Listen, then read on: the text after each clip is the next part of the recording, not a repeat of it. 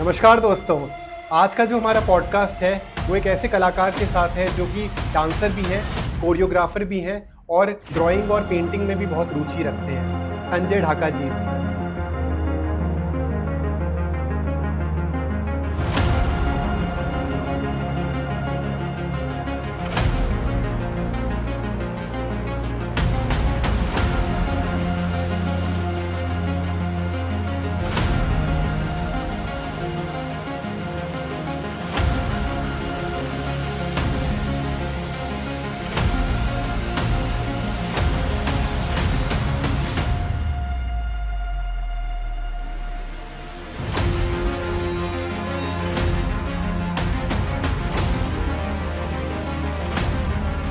Hrithik sir के पापा जो थे वो पहले एक्टर थे, हाँ, लेकिन उनकी किस्मत एक्टिंग में नहीं चमकी जितनी कि उनकी डायरेक्शन में चमकी है। तो उन्होंने जो चेंजमेंट किया उनको पसंद भी था, वो बहुत अच्छा रहा। और यही होता है कि आपको समझ में आना चाहिए कि आप किसके लिए बने हो।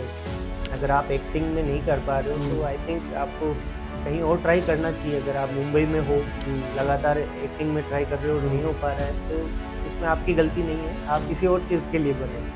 अभी रानू मंडल जी हुए, क्रिश वाले भैया हुए हमारे, वो ठीक है एक समय पर चल रहे थे, लेकिन अब क्या हालत हो रही है उनकी। उनकी वो जो एक है ना, एक वो चार्म, वो सब जादू सब दिखा देते हैं जो लोग, उसके बाद में वो वापस चले जाते हैं। तो एक जो उन्होंने एक उम्मीद बना ली होती है ना, वो टूट जाती है कहीं ना कहीं। अच्छा है, एक और बिल्ला आ गया।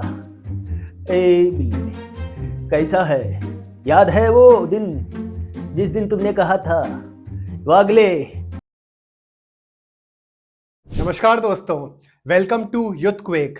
आज का जो हमारा पॉडकास्ट है वो एक ऐसे कलाकार के साथ है जो कि डांसर भी हैं, कोरियोग्राफर भी हैं और ड्राइंग और पेंटिंग में भी बहुत रुचि रखते हैं। हमारा जो पॉडकास्ट चैनल है उसका एक सिंपल मंत्रा है कि discipline is greater than motivation, और इस मंत्रा पे ये खरे उतरते हैं। इन्होंने जो अपना काम इतने सालों से किया है वो तपस्या के तौर पे डांस की फील्ड में किया है। अगर आपको ध्यान हो, आज से कुछ साल पहले डांस प्लस नाम का एक शो आया था जो कि ऋतिक रोशन जी ने होस्ट किया था। उस शो में हमने इनको देखा था, जस्ट डांस। इसके अलावा हमारा एक और शो आया था जिसका नाम था इंडियाज गॉट टैलेंट। उनके जो जजेस रहे थे वो किरण खेर थे, धर्मेंद्र जी थे और सोनाली बेंद्रे। ये इन्होंने होस्ट किया था, उसमें भी इन्होंने पार्टिसिपेट किया था जिस गेस्ट की मैं आज बात कर रहा हूँ। ये जो हमारे कलाकार हैं इनका नाम है संजय ढाका, और इन्होंने अपने पूरी जिंदगी डांस फील्ड में ही मेहनत करी है। और जयपुर में इनके डांस स्टूडियो का नाम है डी डांस स्टूडियो, और ये स्टूडियो पिछले 8 साल से ये इस पे काम कर रहे हैं, बहुत मेहनत से काम कर रहे हैं। छोटे बच्चों को, बड़ों को डांस सिखाते हैं, कोरियोग्राफी सिखाते हैं। इसके अलावा ये ड्राइंग भी सिखाते हैं। So it's like a multi faceted field, और ये बहुत समय से इतनी सारी लाइन में काम कर रहे हैं। ये बहुत बड़ी बात है क्योंकि आज की तारीख में एक लाइन में काम करना ही बहुत मुश्किल हो जाता है, लेकिन इन्होंने डांस की फील्ड में भी बहुत अच्छा काम किया है और ड्राइंग की फील्ड में भी अच्छा काम कर रहे हैं। तो अब ज्यादा वेट नहीं कराते हुए मैं बात करना चाहूंगा, और हमारी ऑडियंस भी आई एम श्योर एक्साइटेड होगी अब तक। So let's welcome Sanjay Dhaka ji. Hello Sanjay ji, कैसे हैं आप? विशाल जी, बहुत बहुत धन्यवाद, आपने इतना सम्मान दिया मुझे। नहीं, आप डिजर्व करते हैं, और आई एम श्योर आपने इतने साल की जो मेहनत करी है उसको मैंने जितना भी बोला होगा वो कम ही होगा। सो आपके जो इस पॉडकास्ट की अगर हम शुरुआत करना चाहें तो उस हिसाब से जानना चाहेंगे कि आपकी जर्नी कैसी रही और कहाँ से शुरुआत हुई, डांस की फील्ड में आने का कारण क्या था, थोड़ा आपके माता पिता के बारे में, उनके जीवन के बारे में, और आप कहाँ को बिलोंग करते हैं, ये थोड़ा बताएं आप। डांस की शुरुआत बचपन से ही रही है। मैंने बचपन से ही डांस को ही मतलब सबसे पहले उसको कहा है कि हाँ, सबसे पहले जस्ट डांस होना चाहिए, उसके बाद में सब कुछ होगा। तो उसके लिए मैंने, ऐसा नहीं है कि अलग अलग चीजें सीखी, जूडो, कराटे, ये सब भी सीखा, क्योंकि जो डांस में स्टेमिना और जो एक क्विकनेस होनी चाहिए, ये तो है, उसके लिए मुझे लगता है कि कुछ अदर एक्टिविटी भी होनी चाहिए थी। वो फाउंडेशन तो मैंने हो जाता पहले है। से ही मैंने सीखना स्टार्ट किया, और सबसे अच्छा मुझे तभी लगता है जब मैं सोचता हूँ कि सबसे पहला मेरा सिलेक्शन जब हुआ था, डीडी नेशनल का एक शो आता था, हाँ, क्रेजी किया रे, आपने देखा होगा, हाँ, आप हाँ, सबने देखा होगा कभी जरूर ना जरूर कभी। याद आ रहा है, हाँ। तो उसका जो सेकंड सीजन आया था ना, उससे जस्ट पहले जो टीवी के नीचे एक लाइंस आती हैं कभी कभी शो खत्म होने से पहले कि अगर आप इसमें पार्टिसिपेट करना हाँ, हाँ, चाहते हो हाँ, तो अपनी एक सीडी, डांस की एक सीडी हाँ, बना के हाँ, हमें करेक्ट। स्पीड पोस्ट कर हाँ, हाँ, ये दीजिए। उस जमाने में ऐसे ही होता ये था। था। करेक्ट। हाँ, सीडियां हुआ करती थी, हाँ, आपको हाँ, पता ही है। वो एक नीचे लाइन आती थी, तो उसके हिसाब से वो मुझे बहुत अट्रैक्ट किया उसने। हाँ। और मैंने यही सोचा कि हाँ चलो सीडी बना के भेजते हैं, देखते हैं क्या होता है, लेट्स सी। तो वो मैंने अपने एक दोस्त से मैंने एक वीडियो, डांस वीडियो अपना एक शूट करवाया, हाँ। और सीडी भेज दी। और वेट किया, कुछ दिनों तक वेट किया, फिर मैंने छोड़ो, अब आ तो नहीं रहा। हाँ, हाँ, फिर मैं और मम्मी, हमारे छोटा भाई, हम रूनीचा गए हाँ, हाँ। मंदिर। अच्छा, और शाम को आए ऐसे ही रेंडमली, तो कॉल आ गया अच्छा, कि गजब। संजय जी आपका सिलेक्शन हो गया है और आपको मुंबई बुलाया जाता है। वाह। तो उस समय मतलब मुंबई जाना बहुत बड़ी हाँ, बात थी। हाँ, और अगर कोई पहले से ही वो कहे कि भाई आप सेलेक्ट हो चुके हो, और तब हाँ, मुंबई जाने का अलग ही मजा होता है। Correct, correct. वरना आपको पता ही है, हर दिन 60,000 से ज्यादा लोग मुंबई जाते हैं, लेकिन वहां पे टिकना बहुत बड़ी बात बहुत होती है। बड़ी बात। और बहुत कुछ सिखाता भी है मुंबई। हम्म। मैं इस ऐसे ही करते करते मुंबई कम से कम 10 से 15 बार जाके आ चुका, हाँ, जयपुर में रहते हुए। और हाँ, मैंने रियलिटी शोज किए। हाँ, हाँ। उसके बाद में कंटिन्यूटी, अनु मलिक जी का आया था एंटरटेनमेंट के लिए कुछ भी करेगा, इंडियाज गॉट टैलेंट आया हाँ। था, साउथ के भी शोज आते थे पहले, आर यू रेडी। और उसके बाद में इंडियाज गॉट टैलेंट जब आया, तो मैं जस्ट डांस में पार्टिसिपेट कर रहा था ऑलरेडी। अच्छा।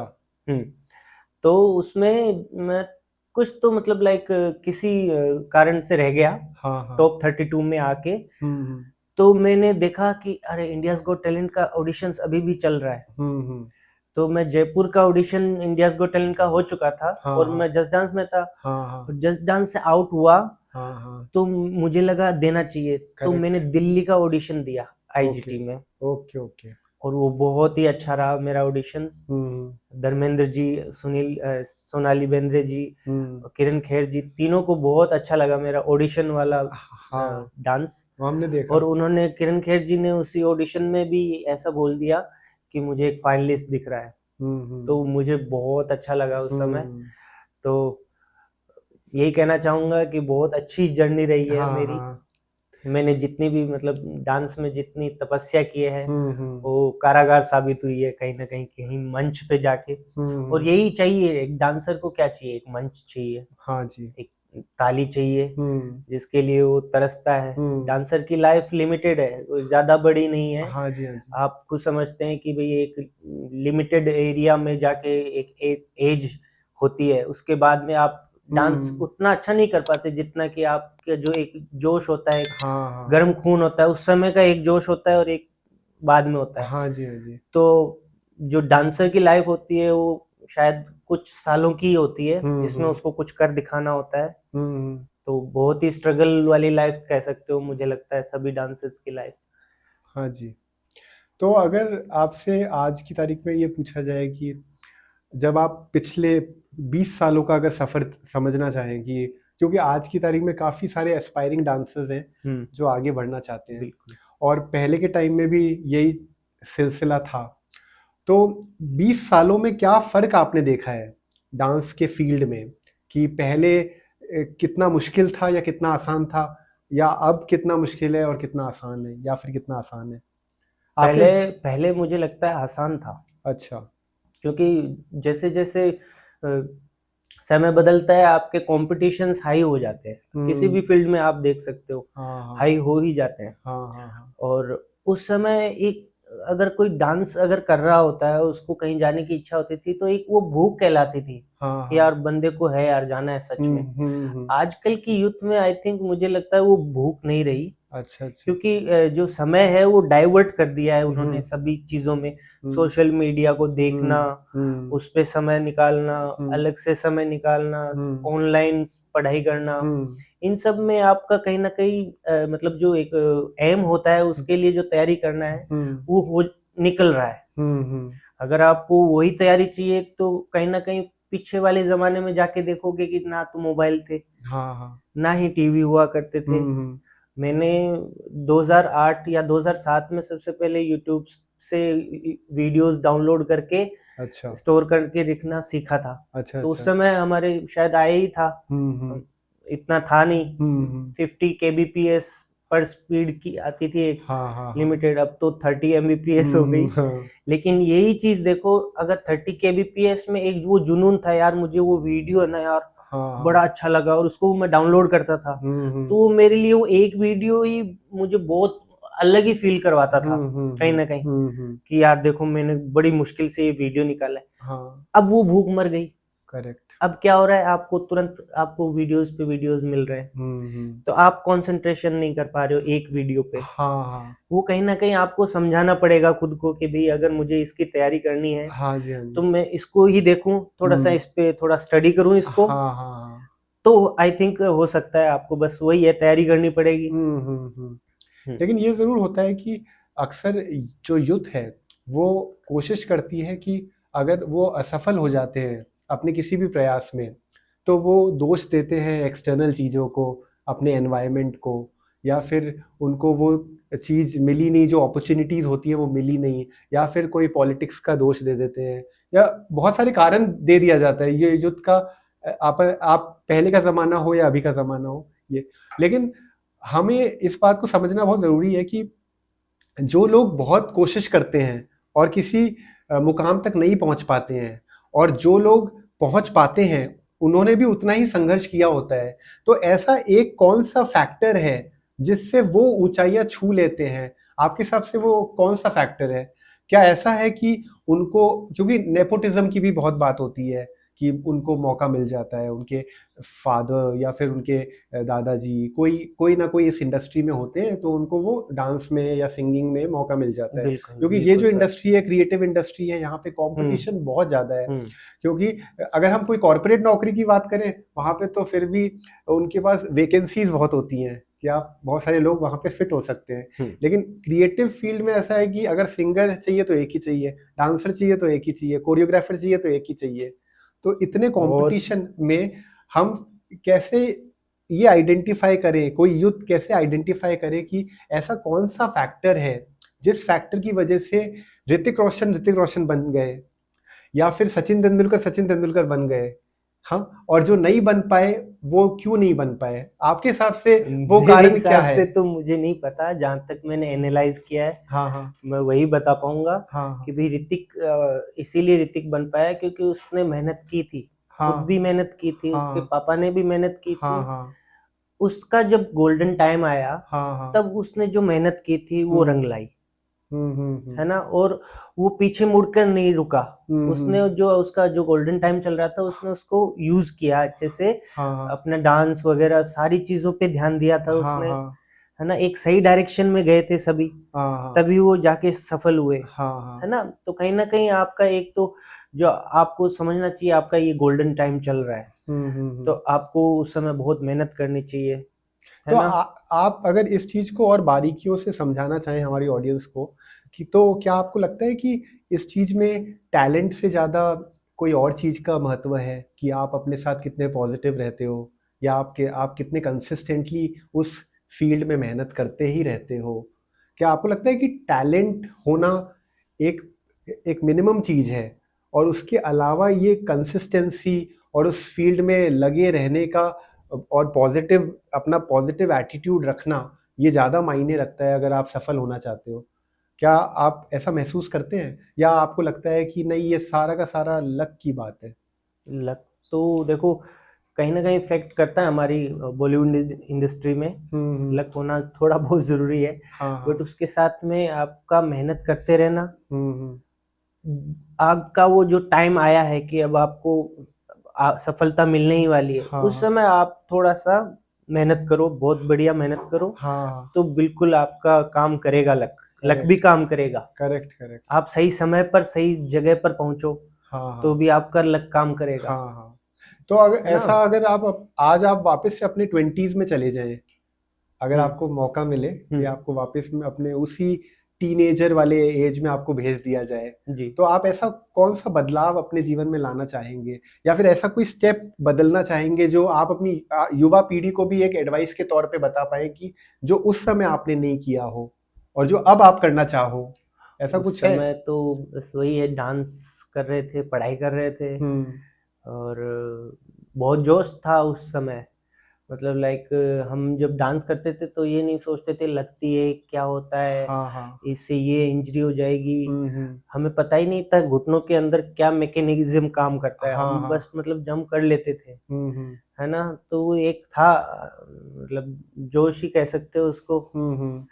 तो अब मैं सोचता हूँ तो थोड़ा सा ऐसा लगता है कि यार क्या मतलब मैंने तो कुछ ज्यादा ही खतरनाक कर दिया था उस समय। हाँ हाँ। और मेरे ACL हो चुका है उसके कारण अब ओके ओके। पैरों में। हम्म। तो अब तो सही है एकदम, हम्म। लेकिन जैसे अगर अपन रिहर्सल में पहले एक्सरसाइज नहीं करते हैं हाँ हाँ और अचानक से फास्ट रिहर्सल शुरू कर देते हैं हाँ हाँ हाँ। तो इंजरी होने के इंजरी के नुकसान हैं चांसेस हो आपके। जाते हैं। तो मैं बस यही कहना चाहता हूँ कि अगर आपने कहा कि भाई मैं 20 साल पहले होता तो मैं यही सोचता कि बॉडी का ध्यान रखो, हेल्थ का ध्यान है ना? रखो। और एक्सरसाइज करो। हम्म। एक्सरसाइज करने के बाद में ही आप कुछ एक्टिविटी, अगर डांस वाली जो हम्म हेवी एक्टिविटी है वो करो। हम्म और सब चीज़ों के लिए रेडी रहो। हम्म। जैसे मैंने जूडो कराटे सीखा था सबसे पहले, हाँ हाँ तो उसकी जो स्टेमिना है, उसकी जो क्विकनेस है वो बहुत काम आती हम्म। मतलब डांस में। हाँ हाँ और जैसे कराटे के जो स्टाइल्स है हाँ हाँ उनका एक मैशअप बना के मैंने थोड़ा बहुत एक रेडी किया था कभी, कि कराटे का डांस कैसा होना चाहिए। हाँ तो हाँ इस तरह की क्रिएटिव चीजें मैं लेके आता था, हाँ हाँ। खुद से बातें करता था कि भाई यार ऐसे नहीं हो सकता था। हम्म घर वालों को, समाज को ऐसे लगता था हम्म। ये खुद से बातें करता है, बट ओके। मुझे नहीं लगता है कि हाँ आजकल हाँ। बहुत से लोग हैं कुछ अब खुद को याद दिलाने के लिए, अगर जैसे मुझे 4 बजे उठना है सुबह, हाँ जी। तो मैं मेरा ऐसा रहता है मन में कि मैं एक बार खुद को बोल दूं करेक्ट। कि भाई 4 बजे उठना है तुम्हें सुबह, तो हम्म। मैं शायद उठ जाता हूँ हाँ हाँ हाँ। लगभग। ये फंडा है मेरा तो ये बहुत बड़ी बात है है। ना, तो कुछ। आप है ना पॉजिटिव रहो। हम्म। अगर कोई है नहीं तो आप खुद से बात कर लो, क्या दिक्कत है? Correct correct. लेकिन आप एक गोल पे कंसंट्रेशन बनाए रखो। तो अभी तक का आपका सबसे बिगेस्ट चैलेंज क्या रहा डांस की फील्ड में? डांस की फील्ड में सबसे बड़ा अचीवमेंट यही है कि मैंने जैसे रियलिटी शोज शुरू किए हाँ हाँ करना, हाँ हाँ और मैंने कम से कम 7 से 8 reality show, dance reality shows किए हैं। हाँ हाँ तो उसमें सभी में काफ़ी अच्छा प्रोग्रेस रहा था मेरा। हाँ हाँ। उसके बाद मैंने मुंबई रहने का सोचा, और अच्छा। मैंने 7 साल मुंबई में दिए। हम्म। वहाँ मैंने स्टडी की, हम्म। Other other study. सबसे बड़ी स्टडी तो थी एक्सेंट पे काम करना। हाँ हाँ जब भी मुंबई में गया तो वहाँ पे जाके पता चला कि मैं राजस्थानी एक्सेंट बोल रहा था अभी तक हाँ तो। हाँ हाँ। राजस्थानी उधर जाके एक्सेंट। पता चला मुझे कि यार एक्सेंट नाम की चीज होती है एक। अच्छा। और वहाँ पे जाके मैंने मराठी सीखी, गुजराती सीखी, हम्म यूपी की लैंग्वेज कैसी होती है, उसका टोन कैसे होता है। हम्म क्योंकि मैं एक्टिंग भी करने लगा था, और हम्म जितने भी मेरे साथ में रहते थे, जितना क्लाइमेट था वो हम्म आपको पता ही है, अधिकतर हम्म। एक्टर्स हो ही जाते हैं। करेक्ट। तो मुझे एक्टिंग काफी प्रभावी लगती थी, और मैं ऑडिशंस दे रहा था, हाँ हाँ। तो काम मिलने लग गया था हम्म एक्टिंग में भी। हम्म। तो मैंने एक्टिंग को ज्वाइन किया था 3-4 साल वहाँ पे। 2-3 सीरियल है उसमें, मैं 1-1 साल तक तो मैंने कंटिन्यूटी रोल किया है। हम्म। आपने देखा होगा सोनी टीवी पे परवरिश सीजन 2, हाँ हाँ। उसमें किया था मैंने 1 साल तक कंटिन्यूटी। कैमियो अच्छा। रोल किए हैं, ये है मोहब्बतें, चिड़ियाघर, ओके ओके। पुलिस फैक्ट्री आया था एक बार, हम्म उसका उतना नहीं रहा था टीआरपी, हम्म। इसलिए उतना नहीं चल पाया। तो हमारी ऑडियंस को ये भी पता चलेगा कि आपने एक्टिंग में भी काफी काम किया है। हाँ, वो एक तरह से स्टडी थी। मैं हम्म सीखना चाहता था कि भाई यार कैसे, मतलब लाइक एक्टिंग में क्या क्या चीजें चाहिए होती है। हम्म। मैंने ऑडिशंस दिए थे, स्टार्टिंग के ऑडिशंस इतने फंबल करके निकलते थे, हाँ। पूछो मत।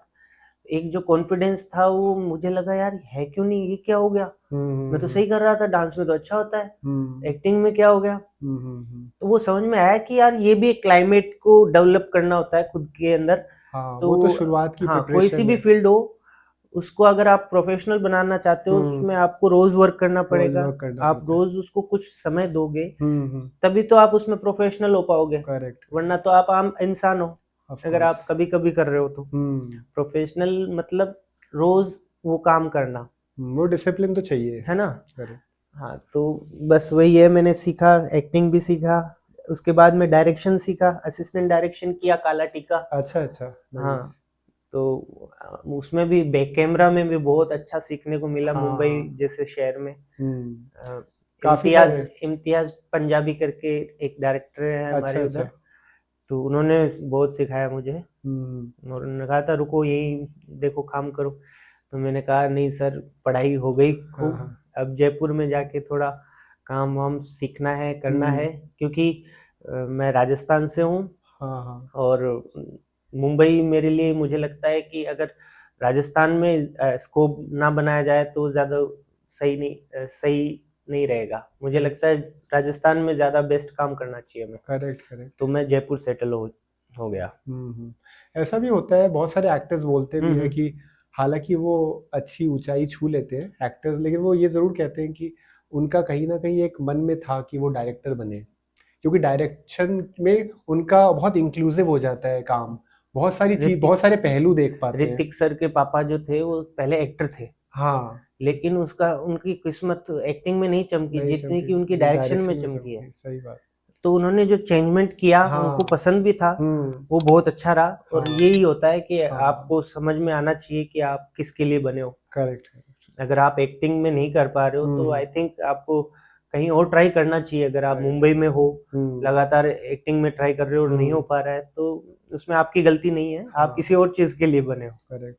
संजय जी, अक्सर मैंने आपके स्टूडियो में भी मैं आया हुआ हूँ, मैंने देखा है कि आप हाँ, बहुत ही इन्वॉल्व रहते हैं छोटे छोटे बच्चों के साथ, डांस उनको सिखाना, आपका बहुत ही जॉली नेचर है, और बहुत अच्छे से आप लोगों को ट्रीट करते हैं। अपने सारे जो आपके क्लाइंट हैं, जो पेरेंट्स हैं, उनसे जो बातचीत करते हैं, ये बहुत अच्छा आप एक रैपो बना के रखते हैं, और इतने सालों से आपने वो कायम किया हुआ है। ये बहुत बड़ी बात है जो मुझे महसूस होती है इस इंडस्ट्री में, अपना सर्वाइवल करना, आगे बढ़ना, और फिर इस तरह के नेचर को भी अपनाना।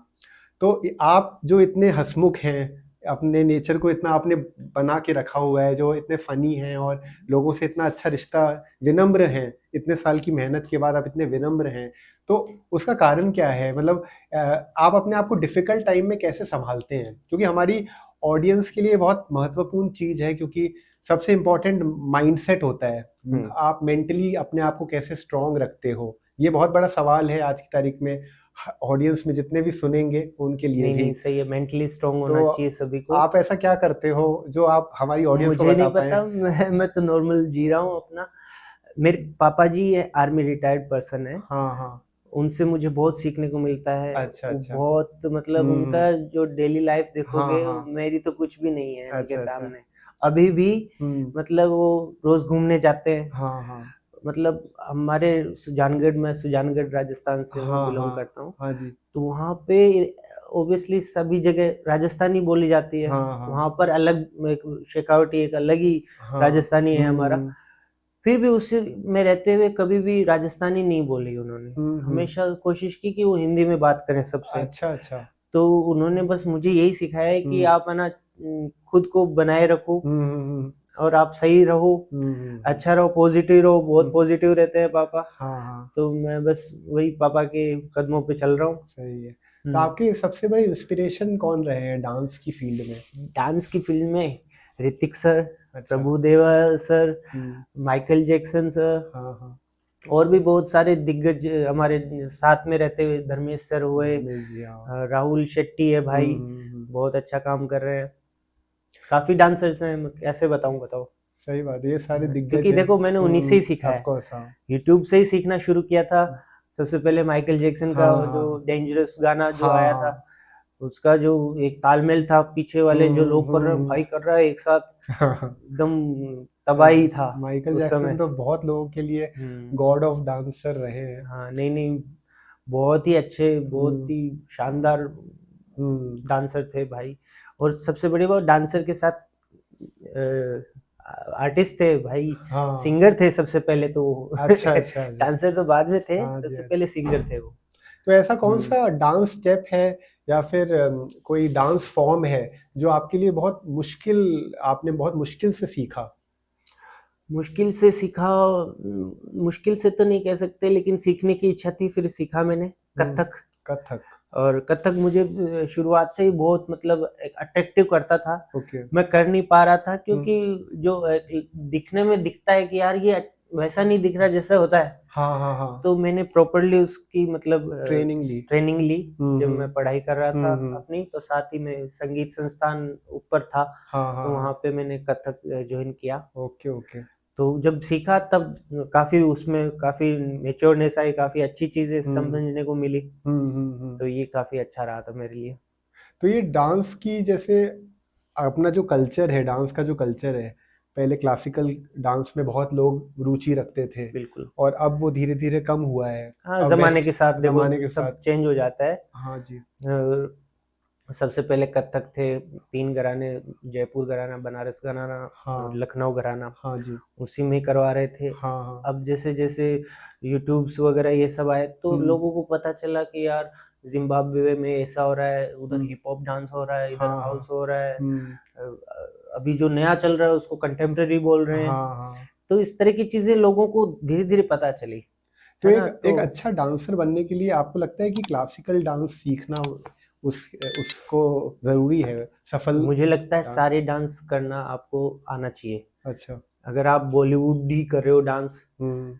तो आप फिर पंजाबी और इनमें दिक्कत आएगी। हाँ आप जी। किसी भी डांस रियलिटी शो में चले जाओ, हाँ जी हाँ जी। तो आप बॉलीवुड थोड़ी, वहां पर तो वैरायटी दिखानी पड़ेगी हाँ आपको। करेक्ट। तो आप यहीं खत्म हो जाओगे कि अगर हम्म आपने एक ही डांस में से सारे डांस आने चाहिए। हम्म। और कथक और सेमी क्लासिकल तो मैं तो कहता हूँ पक्का आना चाहिए, हाँ हाँ। क्योंकि उससे आपको जो सीखने को मिलेगा, जो समझ में आएगी चीजें, अच्छा अच्छा। जो अब मैं बयान नहीं कर सकता, हम्म। वो आपको, अगर आपने कथक नहीं सीखा, उससे हम्म पहले आप कर रहे थे जो डांस, और हम्म फिर वो बाद में डांस करोगे, हम्म बहुत अलग ही दिखेगा आपका डांस। हम्म और जब आप डांस सीखते हो, जैसे कथक मैंने सीखा, तो मुझे हम्म ये पता है कि जैसे ये वाला पोज है, हम्म या कुछ भी जो भी पोज हम्म। है ना, तो वो मुझे पता है, हाँ यार ये कथक के पोज है। हाँ तो हाँ। मैं बॉलीवुड में नहीं डालूंगा कभी। करेक्ट करेक्ट है। लेकिन अगर मुझे पता ही नहीं है यार कथक वाले, हम्म। तो थोड़ा सा रह जाता है कि यार बॉलीवुड में अगर यार ये क्या स्टेप हो गया।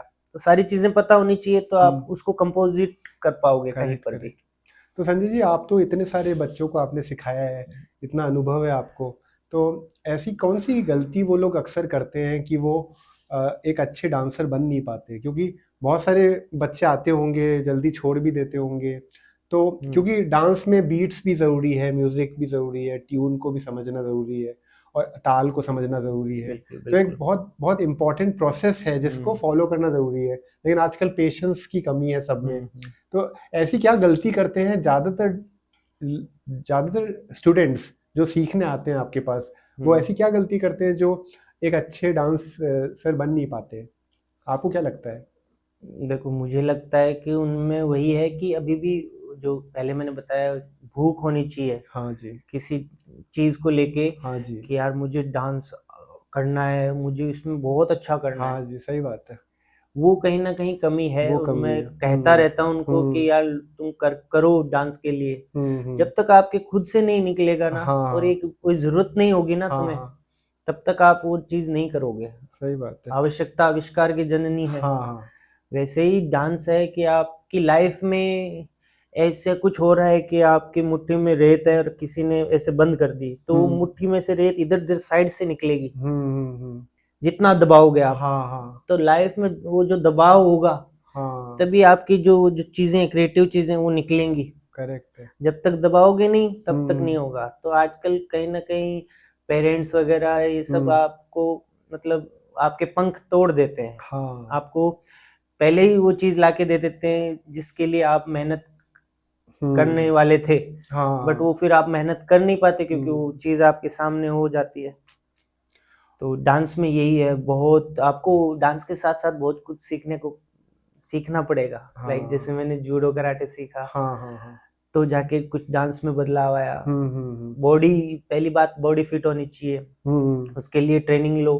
हाँ। मैं जब छोटा था, 4 साल का था, 5 साल का था तो पापा की पोस्टिंग थी, तो जहाँ पे फौजी वगैरह सब ट्रेनिंग लेते हैं वहां पर मुझे जाने का शौक था। मैं 4 बजे चला जाया करता था। अच्छा 8-8 घंटे वहां पर ऐसे ही कर लेता था। मुझे अच्छा लगता था, मतलब आउटडोर ट्रेनिंग जो होती है, आउटडोर जो एक्टिविटी होती है, हाँ, तो वो आपको करनी पड़ेगी। आपकी बॉडी का ध्यान रखना पड़ेगा आपको, वो फाउंडेशन है। और सही समय पर सही जगह पर आपको जाना पड़ेगा। ऑडिशंस हैं तो वो आपको क्लियर करने पड़ेंगे। जितने आप स्टेज जाओगे, स्टेज क्लियर करोगे, उतना आप में निखार आएगा, हेजिटेशन कम होगा। करेक्ट। अब जैसे ही पॉडकास्ट है भाई, ये तो आप मेरे बहुत अच्छे मित्र हो इसलिए मैं बोल पा रहा हूँ, वरना अगर कुछ नई जगह होती तो एक हेजिटेशन होता है ना कहीं ना कहीं। हाँ, सही कह रहे हो आप।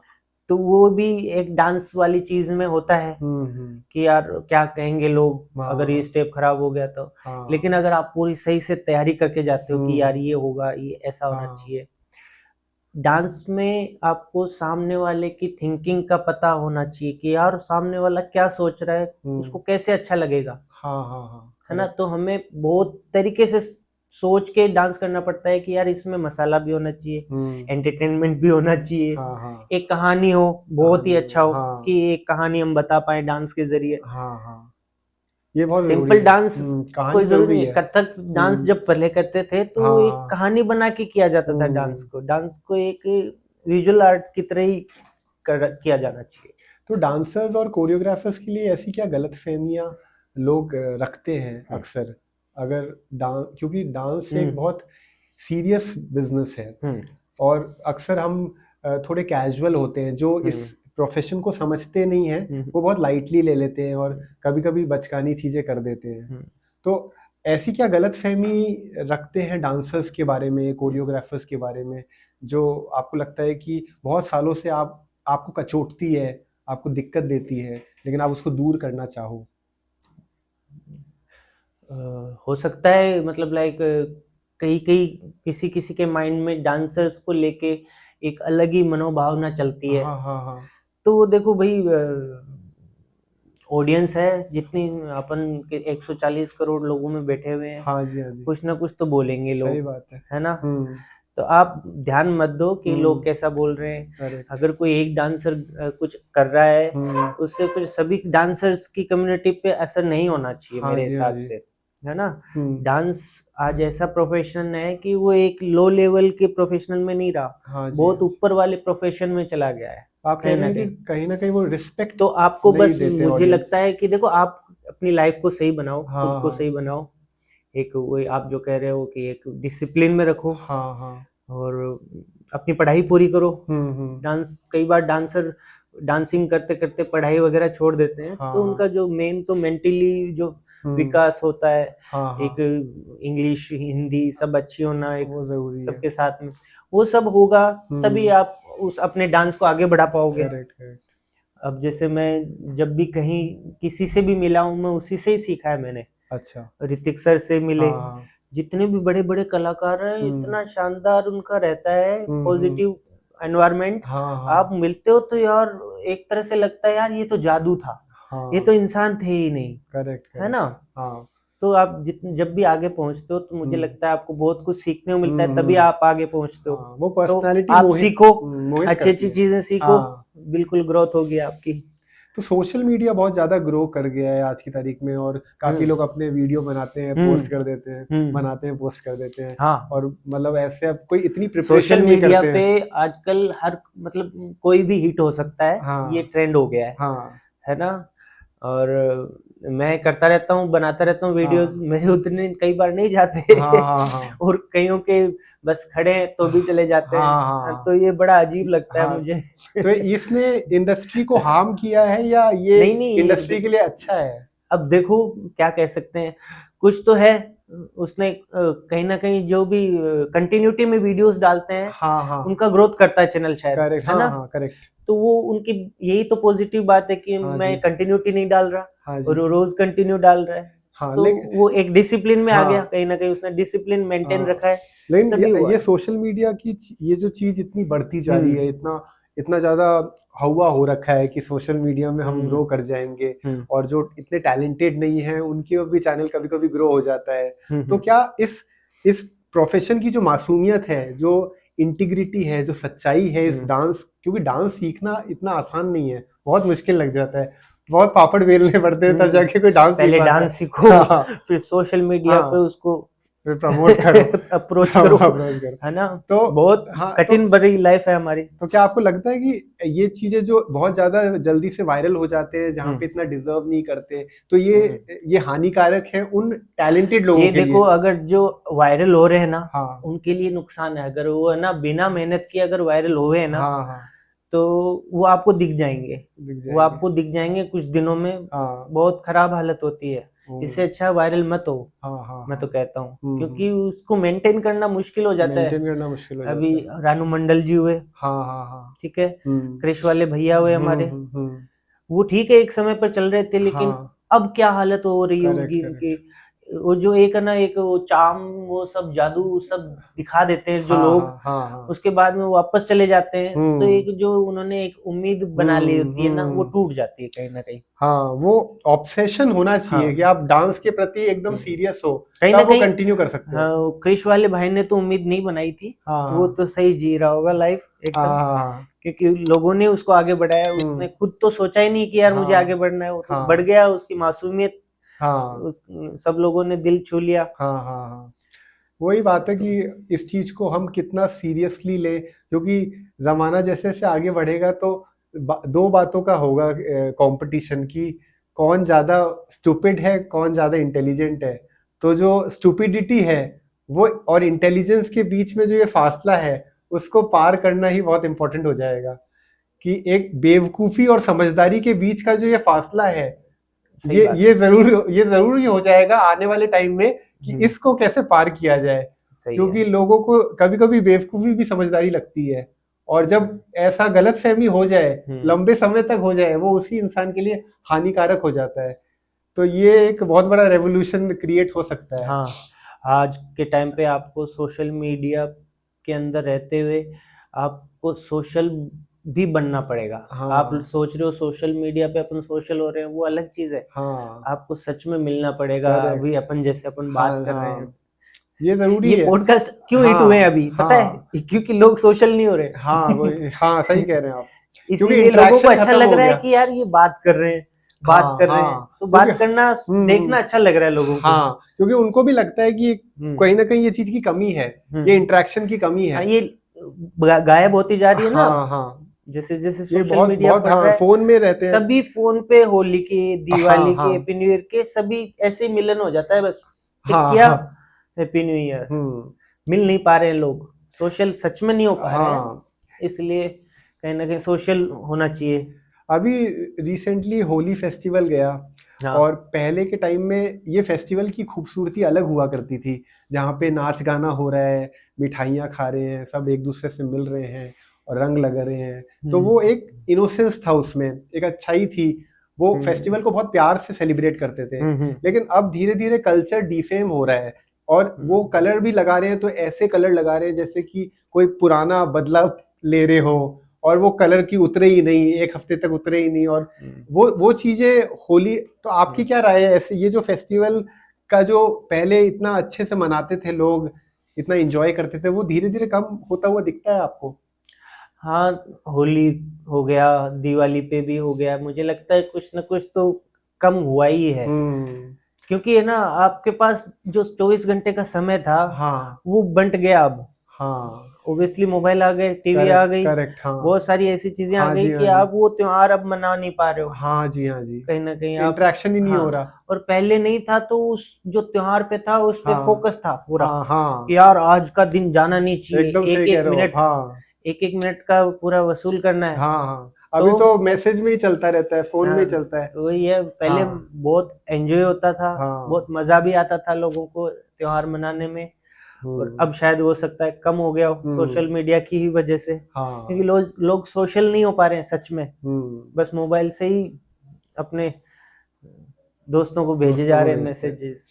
अभी एक चीज बहुत ज्यादा दिमाग में आती है कि मीडिया जिस तरह से इररिस्पॉन्सिबल हो जाती है, मीडिया का जो काम है, जो बहुत रिस्पॉन्सिबल वाला काम होना चाहिए, जैसे अभी अपने T20 फाइनल जीती है इंडिया, बहुत हाँ बड़ी बात है अपने लिए। हाँ और ये बहुत गौरव वाली बात है। इसके अलावा अपने एक बहुत ही दुखद बात हो गई जो रिंकू जो अपने प्लेयर हैं इंडियन हाँ, क्रिकेट टीम में, उनके फादर की डेथ हो गई। जी जी। तो अब होता क्या है कि इन सब जो मोमेंट्स हैं इसको बहुत क्लोजली कवर करती है मीडिया, जो कि बहुत दुखद वाला समय होता है, जहाँ पे एक इंसान अपने आप को संभालने की कोशिश कर रहा है अपने पिता के निधन के बाद।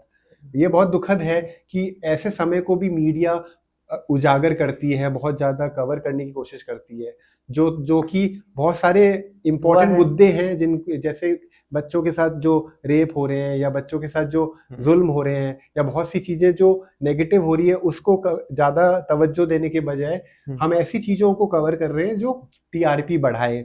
टीआरपी कभी भी ये नहीं कहती कि भाई ये गलत है ये सही है। हाँ, टीआरपी होती है। टीआरपी होती है, तो फिर क्या मानवता तो खत्म होती जाती है। तो ये टीआरपी के अंदर फंस गए हैं कई हाँ, मीडिया वाले हाँ, कि बस टीआरपी आनी चाहिए। हाँ जी। अब वो कैसे आ रही है, पॉजिटिव तरीके हाँ, से आ रही है, नेगेटिव तरीके से आ रही है, आएगी तो दोनों तरीके से। हाँ जी। क्योंकि एक नेगेटिव पब्लिसिटी भी होती है कहीं ना हाँ, कहीं। आप सोचो आइसक्रीम की शॉप पे आइसक्रीम ना लिख के KRWM लिखते हैं। हाँ, क्यों? हाँ, ताकि लोग यार कहें यार ये तो गलत लिखा है, यार ये तो गलत हाँ, स्पेलिंग वो है। अटेंशन इसको जाता है। बोलते हैं नेगेटिव पब्लिसिटी। हाँ, हाँ, करेक्ट, है ना? करेक्ट। तो वही कहीं ना कहीं मीडिया कहीं ना कहीं करती है अपनी टीआरपी को बढ़ाने के लिए, क्योंकि पब्लिसिटी कैसी भी होती तो पब्लिसिटी है ना?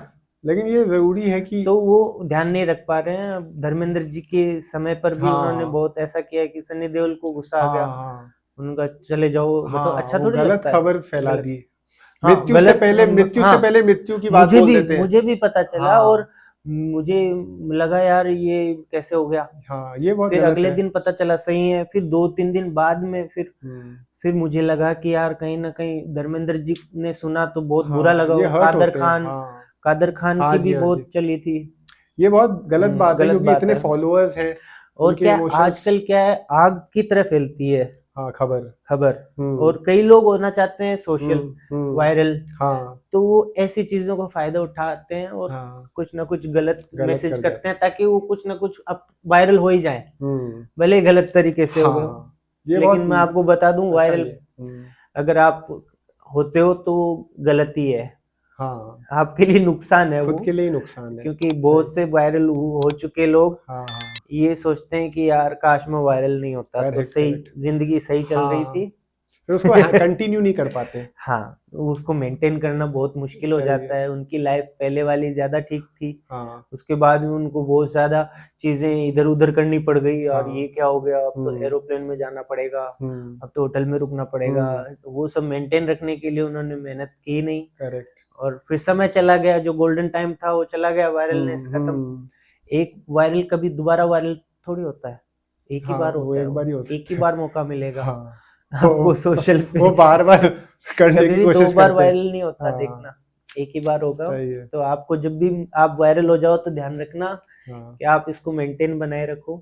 फर्स्ट आना कोई बड़ी बात नहीं है, उसको कायम रखना। Second year, third year, fourth year, इसमें भी फर्स्ट आना वो अच्छी बात होती है। और संजय जी, हमारी रिसर्च टीम ने ये भी जानना है कि आप वैसे तो आप बहुत मल्टी टैलेंटेड हैं और मिमिक्री का भी आप शौक रखते हैं, तो आपके मिमिक्री बहुत अच्छी लगती है क्योंकि प्रैक्टिस होती है। अकेले में भी करता हूँ मैं मिमिक्री की प्रैक्टिस। हाँ जी, ताकि थोड़ा सा जब नहीं करोगे तो वो चली जाएगी। जरूर, ऐसी है आर्ट। तो ऐसे कौन से स्टार्स हैं जिनकी मिमिक्री आपको बहुत करना पसंद है? मुझे पसंद है अमिताभ बच्चन सर। हाँ जी, उनका KBC वाला खेलना। और आजकल पेटीएम पर 10 रुपए 20 रुपए प्राप्त हुए जो बोलता है ना, उससे पहले मैं बोल देता हूँ दुकान वाले को, अरे भैया आपके पेटीएम पर 50 रुपए प्राप्त हुए, आपके पेटीएम की बैटरी लो है। KBC का बहुत आपको पसंद है? KBC तो यार सबके मैं इसीलिए करता हूँ क्योंकि तो जितने भी देख चुके होते हैं KBC, वो उसको कनेक्ट कर पाए। सही बात। इसीलिए हम एक्टर्स की करते हैं मिमिक्री, क्योंकि सब लोग उनको जानते हैं। KBC तो बहुत चला शो, इसीलिए शायद अमिताभ बच्चन सबके चाहते हैं। तो KBC का कोई चीज आप परफॉर्म करना चाहते हैं? चलो तो फिर आपको मैं KBC में लेके चलता हूँ। वैसे तो आपको मैंने देखा है, आपकी जाने की इच्छा बिग बॉस में है। लेकिन मैं आपको KBC में लेके चलता हूँ, है ना? तो KBC में आ गए हैं अमिताभ बच्चन। आदाब आदाब अभिनंदन, आभार, आप हमारे हॉट सीट पर हैं। विशाल बासोटिया जी कैसा लग रहा है आपको? बहुत सेट पे बढ़िया, बैठ बहुत के? बढ़िया।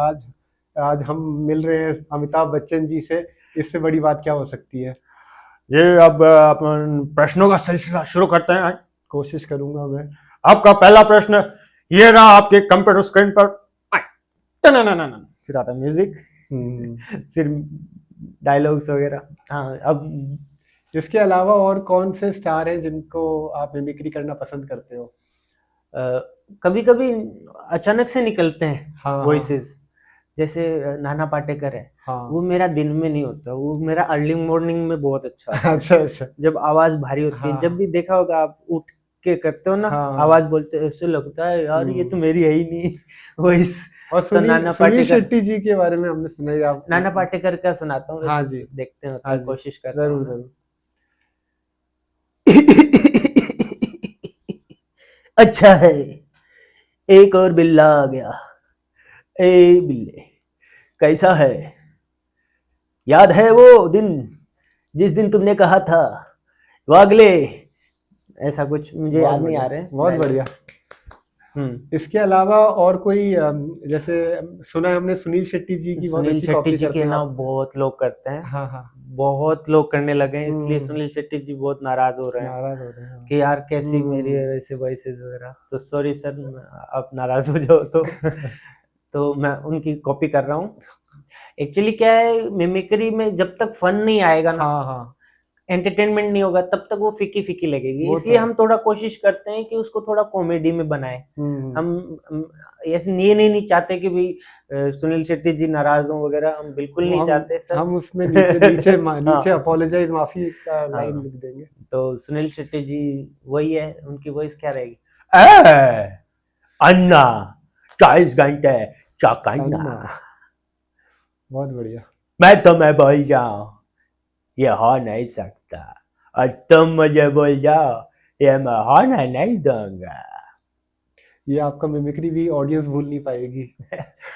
मैंने सबसे पहले मिमिक्री की थी ऋतिक सर के सामने, अच्छा बड़े स्टेज पे, कोई मिल गया वाले ऋतिक की। अच्छा अच्छा, तो वो भी कुछ हो जाए। वो तो कोई मिल गया वाला जैसे डायलॉग कौन सा है?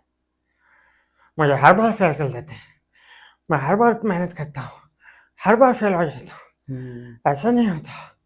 भगवान तुम्हें मुझे कुछ दिखाना होगा, मुझे जादू दे दो, मुझे शक्ति दे दो दादू, मुझे जादू दे दो। बहुत ऐसा बढ़िया, होता बहुत बढ़िया। अभी एक्चुअली क्या है, राजपाल जी के भी बारे में बहुत सुनने में आया। अरे उनकी राजपाल स्टोरी जी, काफी चल रही है। राजपाल जी चेक बहुत देते हैं आजकल। हाँ, चेक बहुत दे रहे हैं। तो ऐसा कुछ राजपाल जी से रिलेटेड कोई मिमिक्री? राजपाल जी के तो वही डायलॉग्स, हम सब उनके बहुत बड़े अरे फैन हैं। भैया आप हमारे जिगर के नूरे, जिगर छल्ले सब कुछ हो, आप तो हमें इतने अच्छे लगते हो मालिक। अचानक से मुझे मेरा मालिक याद आ गया।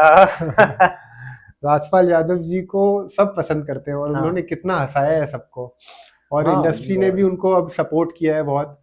और सारी ऑडियंस मुझे सारी मूवीज पसंद है राजपाल यादव सर की। उनका काम बहुत शानदार रहा है। शानदार काम करते हैं, काम में नो डाउट बहुत अच्छा काम करते हैं। और वो मददगार भी बहुत है, सबकी मदद भी करते हैं। हाँ, उन्होंने जो मूवी बनाई थी हाँ। उसमें कितने करेक्टर्स लिए थे, हाँ जबकि जी। उनकी नहीं चली वो मूवी, अता पता लापता। हाँ जी, हाँ जी। लोगों ने सोशल मीडिया पे बोला है वापस री रिलीज करो, हम चलवाएंगे आपकी मूवी। इनफैक्ट उनके बारे में बोलते हैं सब कि वो बहुत मदद करते हैं।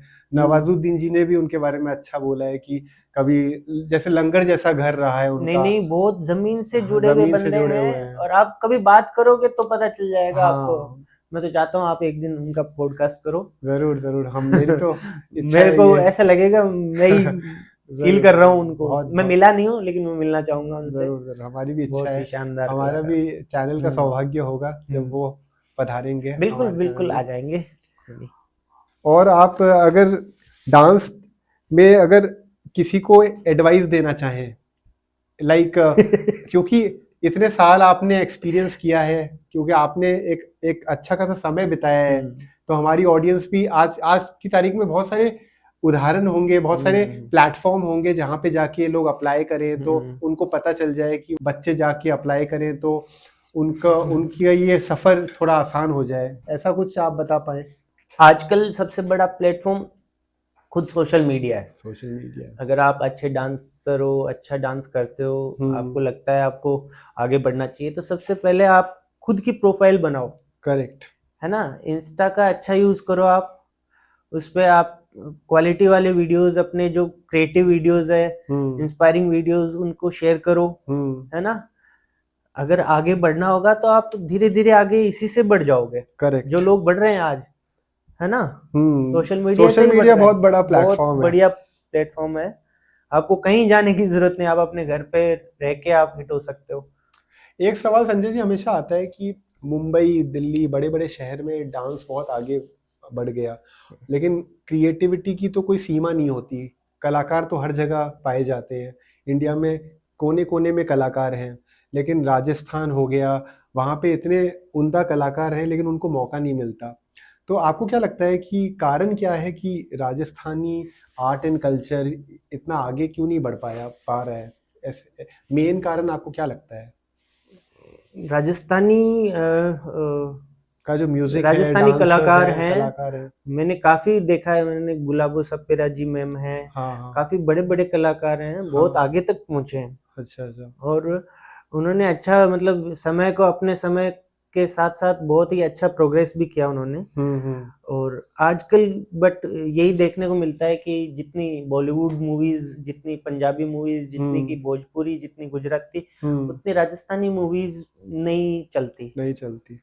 बहुत, मतलब कभी एक समय आया होगा, एक या दो मूवी कोई नाम मात्र की होंगी जो अच्छे से चली होंगी। हाँ। वरना राजस्थानी सिनेमा को अभी तक बढ़ावा नहीं मिला है। और मुझे बहुत दिल से दुख होता है कि हमारा राजस्थानी सिनेमा इतना पिछड़ा हुआ है। आगे बढ़ना चाहिए उसको, बिल्कुल। मैं तो कोशिश करूंगा, अगर मुझे मौका मिला तो बिल्कुल अपनी तरफ से। तो कोई रेगुलेटरी एजेंसी या कोई ऐसा डांस का कोई रेगुलेटरी बॉडी है जो ऑल इंडिया चलती है, जहाँ पे इंश्योर किया जाता है कि जो कला है वो कहीं बंधे नहीं और हर क्षेत्र के लोग अपना हुनर दिखा पाएं? क्या डांस में भी ऐसा कोई रेगुलेटरी बॉडी है, एग्जिस्ट करती है इंडिया में, जो ये नज़र रखती है, ध्यान रखती है कि कोई ऐसा कलाकार है जो बहुत अच्छा है, उसको मौका मिल पाए कि वो अपनी प्रतिभा दिखा पाए? ऐसा कुछ आपके हिसाब से? उतना तो आइडिया नहीं, लेकिन बस वही है कि ये जितने भी रियलिटी शो, आईजीटी है, हाँ। ये सब जगह, अब जयपुर हुआ, हाँ। दिल्ली हुआ, कोलकाता, नागपुर, अलग अलग जगह जाके ऑडिशंस लेते हैं। आईजीटी। बिल्कुल। और उनमें जितने भी टैलेंटेड होते हैं, वाकई में वो सेलेक्ट होते हैं, क्योंकि उनको ना, देखो, टीआरपी दिखानी है। तो टीआरपी तभी आएगी जब बंदा अच्छा होगा, कंटेस्टेंट अच्छे होंगे, करेक्ट। तो वो कंटेस्टेंट अच्छे लेंगे। तो आप कहीं ना कहीं ये बीच बीच में आपको साल 6 महीने में कहीं ना कहीं ऑडिशंस मिल ही जाएंगे जयपुर में होते हुए। तो आप ध्यान रखोगे तो आप बिल्कुल उस ऑडिशंस में जाओ, तो रेडी होके जाओ पूरा, बिल्कुल। वो जरूरी है, प्रिपरेशन जरूरी है। तो संजय जी, भीड़ में जाके क्या करना हो। तो संजय जी, अपने इतने सालों से आपने काम किया, डांस फील्ड में इतनी मेहनत करी है, तो आप क्या लेगेसी छोड़ के जाना चाहते हो नेक्स्ट जनरेशन के लिए? जैसे हर इंसान का सपना होता है कि मैंने इतनी मेहनत करी तो मैं आगे कोई तरह का स्कूल बनाऊं, कोई एकेडमी बनाऊं, यंग बच्चों को मदद मिले डांस की फील्ड में। तो आप किस तरह की पहचान अपने लिए छोड़ना चाहते हो भविष्य में? वही है कि मैं चाहता हूँ कि देखो, राजस्थानी सिनेमा आगे बढ़े। हाँ। राजस्थानी सॉन्ग्स हैं, हाँ। उनको वो मुकाम मिले जिनकी हाँ। वो सच में हकदार हैं। हाँ। और सब लोग आगे बढ़े, डांस करें, डांस से बॉडी फिट रहेगी। मैं तो अपनी पूरी लाइफ मेरी एक डांसर की तरह रही है, तो बहुत ध्यान रखना पड़ता है हमें। तो ऐसा कोई आप डांस स्टूडियो चला रहे हैं, डी डांस स्टूडियो के नाम से जयपुर में, इसके अलावा आप कोई फ्यूचर में कोई प्रोजेक्ट लाना चाहते हो, आपके मन का कोई विजन हो जो आप डांस की फील्ड में आगे बढ़ाना चाहते हैं, ऐसा कुछ हो आप हमें बताएं, हमारी ऑडियंस। मैं खुद सोचता हूँ कि भाई जितने भी अच्छे जितने राजस्थान से अच्छे डांसर्स हैं, वो उनको कैसे मुकाम मिले। उसके लिए जैसे जयपुर में कभी कुछ ऑडिशंस वगैरह होते हैं, कहीं जैसे कोई मिस इंडिया कंपटीशन हो रहा है, कुछ होता है, तो मैं उनके साथ में जुड़ता हूँ। ओके। और सच में, मतलब, देखता हूँ, कई बार ऑडिशंस में जजमेंट का भी काम मिलता है। अच्छा। तो मैं उनको आगे बढ़ाता हूँ जिनके वो सच में हकदार हैं। बहुत बढ़िया। और डांसर्स की लाइफ लिमिटेड है, पहले मैं बता दूं, तो उनको एक मौका मिलना ही चाहिए, सही बात कहीं ना कहीं। ये मायने रखता है कि हम डांसर को ताली तो मिलनी चाहिए कम से कम। जरूर, वो अप्रिसिएशन का ही भूखा है बिल्कुल बिल्कुल। और वो तारीफ ही सबसे ज्यादा जरूरी होती है। बाकी ये अच्छा लगता है कि आपने इतनी मेहनत करी और आप समाज के लिए भी इतना सोचते हैं, चाहते हैं कि आगे की जनरेशन प्रोग्रेस करे। हाँ नहीं नहीं, उसी के लिए मैं अभी डांस स्टूडियो ओपन कर रखा है। हाँ जी, हाँ जी, आप कोई भी आके डांस सीख सकते हैं, एनीबॉडी कैन डांस मेरी क्लास में। जरूर तो जरूर। जो भी आए वेलकम। बहुत बढ़िया। अच्छा लगा संजय जी आपसे इतनी बात करने का मौका मिला। मुझे भी बहुत अच्छा लगा विशाल जी आपसे बात करके। बहुत ही अच्छे तरीके से आपने वो क्वेश्चंस पूछे जो you. मुझे जवाब देने थे, और Thank you, मुझे thank कहीं पर भी ऐसा नहीं लगा कि यार अपन ने कुछ स्क्रिप्ट बनाई है। हाँ, ये नेचुरल है। हाँ, वो बहुत ही अच्छा लगा। मुझे बहुत अच्छा लगा। मैं हमेशा चाहता था कि आप जैसा इंसान हमारे शो में एज अ गेस्ट जरूर आए, नहीं क्योंकि नहीं सर, डिसिप्लिन इज वेरी आपका है इंपॉर्टेंट। सम्मान। आप भी बहुत प्रोग्रेस कर रहे हो। बहुत बहुत बधाई हो आपके थैंक यू। इस चैनल के लिए। दोस्तों चैनल को सब्सक्राइब करें और विशाल सर से यूं ही बात करते रहें। बेल आइकन को दबाना ना भूलें। Thank you, thank you. बहुत अच्छा लगा। हम कोशिश करेंगे कि भविष्य में भी हम पॉडकास्ट करें आपके फ्यूचर प्लान्स के साथ। और आपके कोशिश, हम ये चाहते हैं कि आपका जो ये सपना है डांस को आगे फैलाने का, उसमें हमारा जो पॉडकास्ट चैनल है वो भी कहीं ना कहीं थोड़ा योगदान दे पाए। तो इससे बड़ी बात नहीं होगी कोई।